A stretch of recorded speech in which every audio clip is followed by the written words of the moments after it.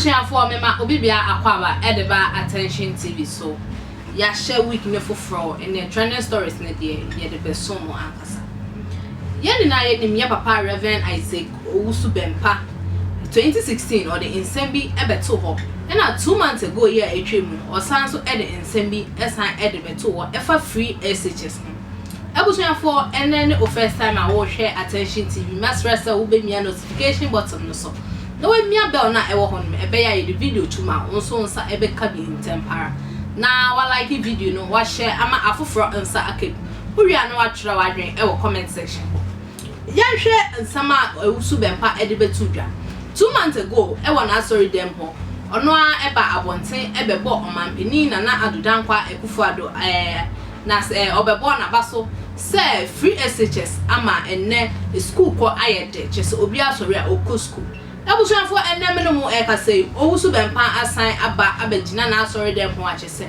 o ka say free SHS ne de enya ade a eboa kra na nsem ne de edoso moma yentie Reverend Owusu Bempah nsem number 2016 enemy declares an Addo be win election. So in 2016, I declared that Addo Akufo will win the election. He will be one of the best presidents. And I said that he will be one of the best presidents. And it came to pass. Her development.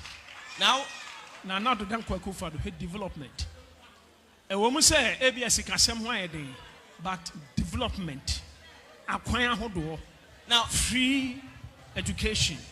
Why there are so many things he's done. Now, campaign, Mano. Now, you know what? I am not campaigning but for him. Mama who say, and come from free SHS. Why Juma too much? Obisa, a free education.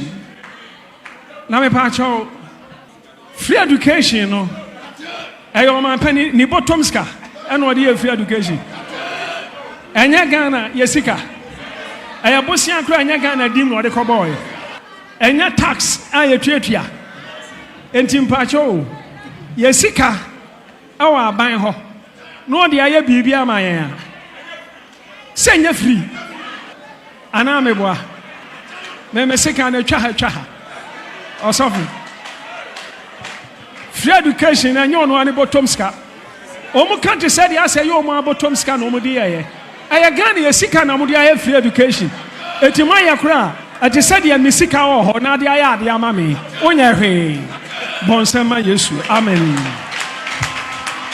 We enti no mbe di matem yo. This week on be send di matem sa. But more insult. Amen. Aha attention TV me da obi bia assist. Abusuafo Trawadwen e wo comment section no ho e fa video no. Midi e de Fatima Makra.